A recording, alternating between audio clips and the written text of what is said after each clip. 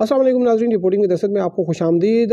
नाज़रीन, आज आपने देखा होगा सुप्रीम कोर्ट की जो लाइव स्ट्रीमिंग पर साबिक जज इस्लामाबाद हाई कोर्ट जैसे शौकत अजीज़ सिद्दीकी उनकी बरतरफ़ी के ख़िलाफ़ अपील पर समाअत हुई और वहाँ पर मुख्तलिफ जो है वो हक़ाइक़ मंजर आम पर आए, जिनमें कुछ ऑफिसर्स के जो है वो नाम लिए गए। उनके हवाले से जो है वो तफसीलात जो है वो नहीं आ सकें कि उन्होंने जो जब ये चीज़ें चल रही थी 2018 के इलेक्शन से पहले और बाद में उनका क्या किरदार था, वो आज हम आपको बताएंगे। लेकिन अभी तक अगर आपने ये चैनल रिपोर्टिंग सब्सक्राइब नहीं किया तो चैनल ज़रूर सब्सक्राइब कीजिए। नाज़रीन, आज सुप्रीम कोर्ट में जो है आज मुसलसल दूसरे रोज़ जो है वो साबिक जज जस्टिस शौकत अजीज़ सिद्दीकी की बरतरफ़ी के ख़िलाफ़ जो अपील थी उस पर समाअत जारी रही। और ये जो जस्टिस शौकत अजीज़ सिद्दीकी हैं, उनको सुप्रीम जुडिशल काउंसिल ने जो है वो बरतरफ़ किया था मिसकंडक्ट पर। और उसकी वजह ये थी कि उन्होंने रावलपिंडी डिस्ट्रिक्ट बार में एक तकरीर में ये कहा था कि ISI जो है वो अपनी मर्ज़ी के बेंचेस बनवाती है, अपनी मर्ज़ी के जजों पर मुश्तमिल बेंचेस बनवाती है ताकि उनसे अपनी मर्ज़ी के फ़ैसले लिए जा सकें। और उन्होंने ये भी कहा था कि जो उस वक्त आम इंतखाबात होने जा रहे थे, उसमें जो उस वक्त के जो DG हैं ISI के फैज़ हमीद, उनकी ये कोशिश थी कि जो नवाज़ शरीफ और उनकी साहबजादी मरीम नवाज़ हैं वो उनकी रिहाई ना हो जब तक इलेक्शन जो है वो मुकम्मल नहीं हो जाते। और इस पे जो उन्होंने तकरीर की थी उस पर उनके ख़िलाफ़ रेफरेंस बना। रेफरेंस में उन्होंने जो अपना जवाब दिया था उसमें मज़ीद उन्होंने जो है वो डिटेल्स बताई थी और बताया था कि जो जनरल फैज़ हमीद हैं वो उनके घर भी आते जाते रहते थे और उनसे जो है वो ये श्योरिटी चाह रहे थे।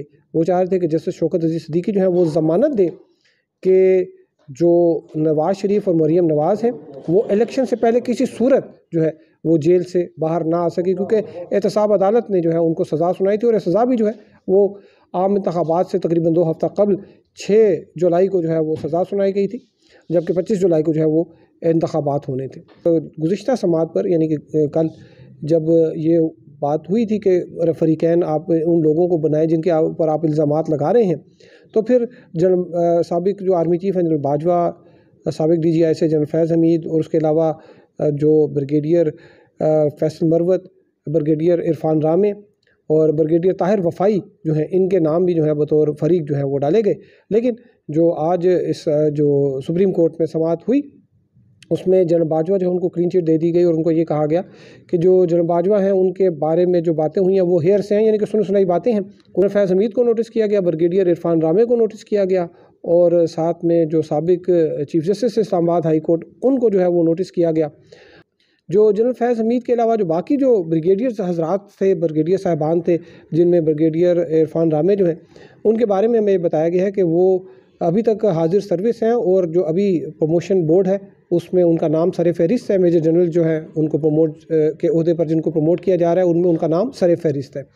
और साथ साथ जो दूसरे थे ब्रिगेडियर फैसल मरवत, उनके बारे में जो है वो ये कि जब एक प्रोग्राम चला था आमिर लियाकत का बोल TV पे और उस पर जो है बोल TV के ख़िलाफ़ जो है वो कार्रवाई शुरू हुई, तो उसमें जो ब्रिगेडियर फैसल मरवत हैं वो इनसे मिले थे शौकत अजीज़ सिद्दीकी साहब से, जो उस वक्त जज थे इस्लामाबाद हाई कोर्ट के सीनियर प्यून जज थे। उन्होंने कहा था कि आप इनके ख़िलाफ़ कार्रवाई मत करें क्योंकि ये हमारे अपने बंदे हैं।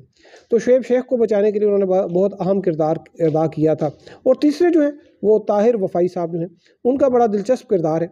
उनके बारे में ये कहा जाता है कि वो भी एक सेक्टर कमांडर थे और उनके बारे में ये कहा जाता है कि जो उस वक्त जो एडिशनल डिस्ट्रिक्ट एंड सेशन जज थे परवेज़ुल कादिर मेमन, जिनके पास ट्रायल जो है वो चल रहा था शुएब शेख का, और उन्होंने शुएब शेख को बरी भी किया था। कहते हैं कि इसके पीछे जो है वो ये कहानी थी कि बड़ी लंबी चौड़ी रिश्वत चली। ये जज साहब हैं, इनको 50 लाख रुपए जो है वो कैश में दिए गए, बाकी को इनको जो है वो 1 करोड़ रुपया वो इंग्लैंड में जो है वो देना था। और इन्होंने इसके लिए बाकायदा एक छुट्टी अप्लाई की और उन्होंने कहा कि मैं इंग्लैंड जाना चाहता हूँ, लेकिन उनको छुट्टी नहीं मिली थी और ये वहाँ नहीं जा सके और उनको जो बाकी 1 करोड़ रुपया है वो नहीं मिला। लेकिन जो बाद में तफसीलात सामने हैं उसमें ये पता चला कि जो ये लेन देन हुई थी या जो हुई थी पूरी डील हुई थी, ये तकरीबन 5 करोड़ की डील हुई थी। शुएब शेख जो है उनसे 5 करोड़ रुपया लिया गया, लेकिन वो तकसीम होता होता जब पहुंचा है परवेज़ुल कादिर मेमन जो कि जज थे जिन्होंने बरी किया, तो उस वक्त 50 लाख उनको सिर्फ मिला और बाकी जो पैसे हैं वो आगे पीछे हो गए। और कहते हैं कि ये जो डील है वो ताहिर वफ़ाई साहब हैं और वो उस वक्त करा रहे थे। परवेज़ुल कादिर मेमन ने भी उनका नाम लिया और जस्टिस शौकत सिद्दीकी जो है उन्होंने भी उसका नाम लिया। बाद में एक इस पर इंक्वायरी भी हुई थी। परवेज़ुल कादिर मेमन जो है उनको ओहदे से बरतरफ़ कर दिया गया था, उनको हटा दिया गया था। और लेकिन जो महकमाना जो ISI की शायद कोई इस पे हवाले से कोई कार्रवाई हुई है या नहीं हुई, इसका हमें कोई जो है उसके बारे में ख़बर नहीं मिल सकी। तो बहरहाल अब ये जो शौकत अज़ीज़ सिद्दीकी साहब का ये केस है, ये अब छुट्टियों के बाद जो है इसको दोबारा सुना जाएगा और इसकी जो अवेलेबिलिटी है वो जजों की अवेलेबिलिटी पर जो है ये मुनहसर है। तो 9 जनवरी के बाद किसी भी तारीख पर ये केस जो है वो दोबारा समाअत के लिए मुकर्रर हो सकता है।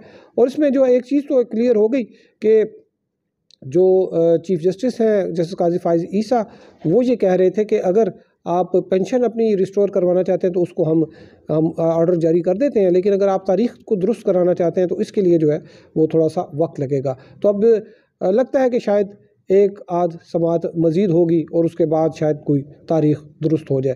तो आपको इस हवाले से अपडेट करेंगे। अब तक लेते हैं, हमारे साथ रहने का शुक्रिया। अल्लाह हाफ़िज़।